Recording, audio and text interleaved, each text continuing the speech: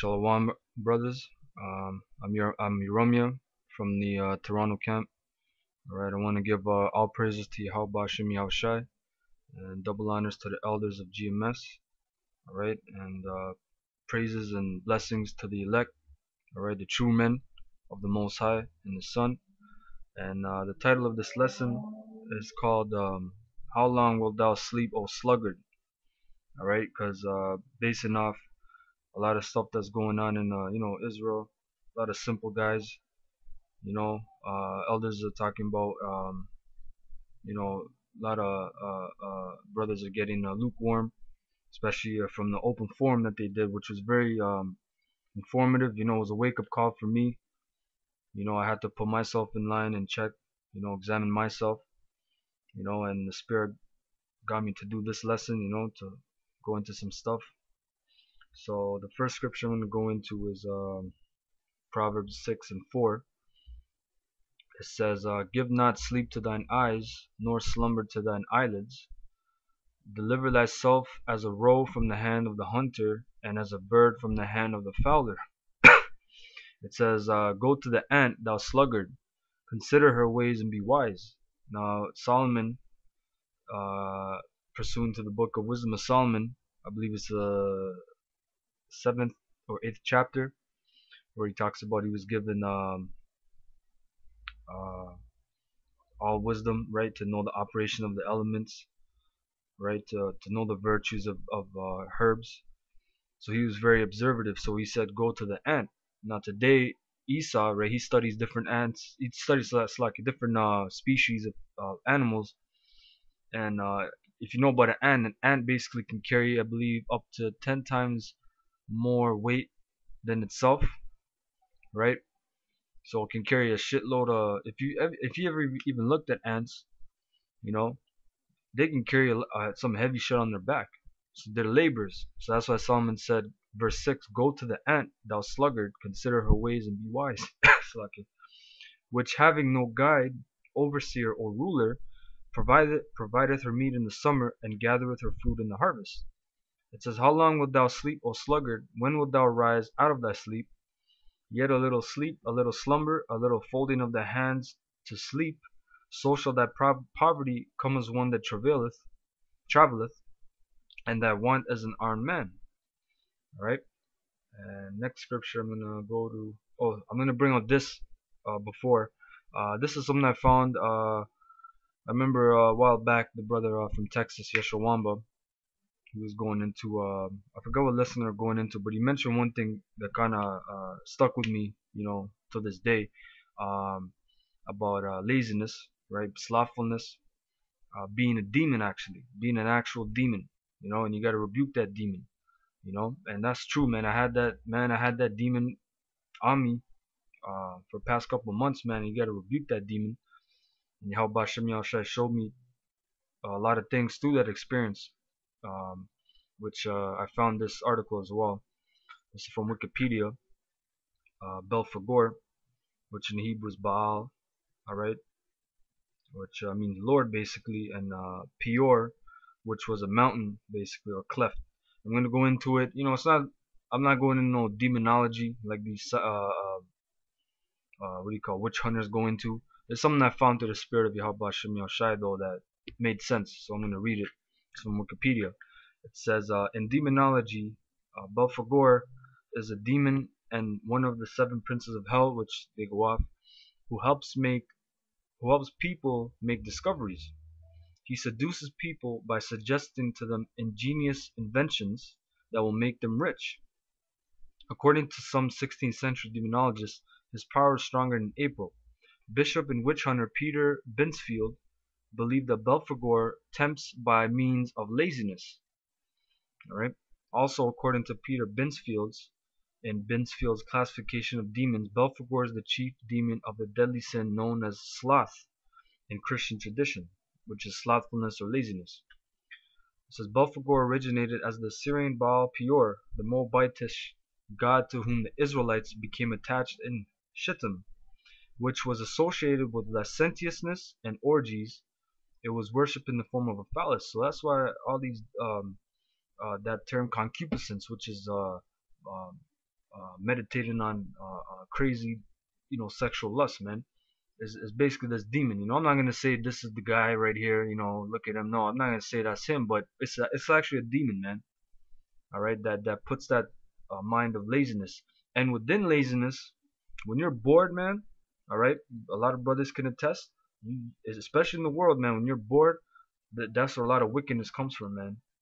I was telling this one brother in the camp. I remember when I was like in grade 7, I was like 12, 13 years old, and in elementary school, and we had this karate master, this Jake. He was a karate master. He came in and he did like a seminar in the gym, showing us things. And I remember one thing he said that still sticks to me to this day, man. Which I didn't get in the world, but it makes sense to me now in the truth. He said that basically he's talking about laziness, boredom. And he's talking about his daughter, he's saying my daughter doesn't have the time to be bored or lazy or whatever. She always has something to do. And I was thought in the world, I'm like, what does that mean? Like, what, but in the world, when you're bored, when you're doing dumb shit, that's a product of laziness, man, or boredom. When you're bored, when you're just lying around with your friends, especially if they're Jakes, man, I Jake friends in the world. When you're all bored in a circle, doing, just bored, that's where a lot of wickedness comes from, man. Idleness. When you're idle, that's where, man, all kinds of bullshit happens. You got to keep yourself busy, doing something, man. All right. Um, so it says, which was associated with licentiousness and orgies, which is all this madness that goes on, man, in colleges, universities. All right. It was worshipped in the form of a phallus, which is the phallic symbol, the penis. All right, which goes back to Nimrod. All right, you got Semiramis, Nimrod, and Tammuz. All right, that's why you got the Christmas tree, which is a phallic symbol. The obelisk, that's a phallic symbol. All right. It says, when summoned, he can grant riches, the power of discovery, and ingenious invention. His role as a demon was to sow discord among men and seduce them to evil through the appointment of wealth.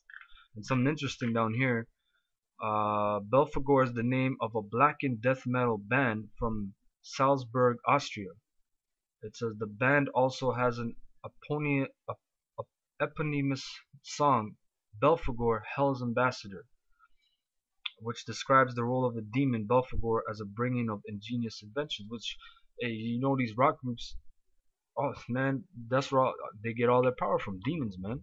So this shows you they prayed to this demon and they became a hit, a big hit rock group, internationally known. All right, which there's just some info on this demon. Mosai showed me. So when you talk about laziness, that's actually a demon, man. You have to rebuke him in the name of Yahweh Hashem Yahushua. It tells you in the scriptures, when roughly paraphrased, when Satan tempts you, rebuke him that he flee, or resist him, resist the devil and he will flee, right? So let's go to Proverbs 20. Proverbs 24. This is, man, I found the scriptures, beautiful scriptures, cutting a lot of these assholes. Proverbs 24 says, the sluggard will not plow by reason of the cold, therefore shall he beg in harvest and have nothing. Now this is twofold. All right, this is literally, you work. If you're a farmer, you work your spring, summer, fall. And fall you reap. Um, when you work if you worked in the cold, right? That's not only hard work, because if you, let's say you do hard work like construction, you got your hard work, but then you got the elements to deal with, which is cold. All right, but this is twofold, man. This is you assholes talking about, oh, why do you guys go out in the winter? It's too cold. No one's out there. You guys are sluggers, man. You guys are lazy as hell, man. All right. So the sluggard is you assholes plowing, because hey, didn't Yahushua talk about the plowman, right? The labor, right? It said the harvest is plenteous, but the laborers are few. Pray that the Most High send you laborers. Didn't Yahushua say that in the parable? So we're plowing out in the winter, in the cold, man. All right. Therefore shall he beg in harvest. The harvest is what? The end of the world. That's what Yahushua said in the parable, right?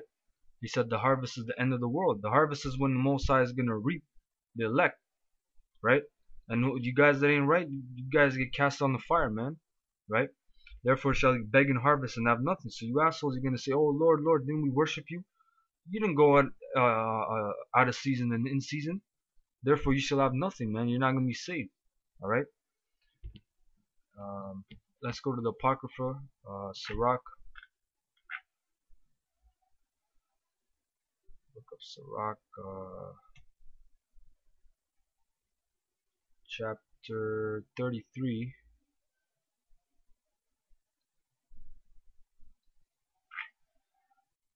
Chapter 33, verse 26. It says, "A yoke and a collar do bow the neck, so are tortures and torments for an evil servant.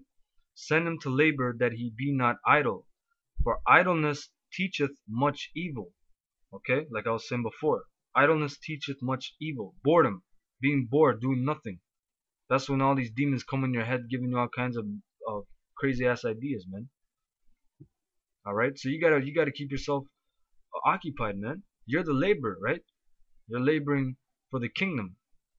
So when you go on the highways and then you go home, you have the rest of your week. You try to do something, study, man. You know, once you have enough knowledge, put together lessons, right? So I'm gonna read again. Send him to labor, that he be not idle, for idleness teacheth much evil. Set him to work as is fit for him. If he be not obedient, put on more heavy fetters. All right, that was it on that. Let's go to Matthew 20, 25, verse 13. It says, "Watch therefore, for ye know not, for ye know neither the day nor the hour wherein the Son of Man cometh. For the kingdom of heaven is as a man traveling into a far country, who called his own servants and delivered unto them his goods." The man is Yahushua. The servants are the elect, basically.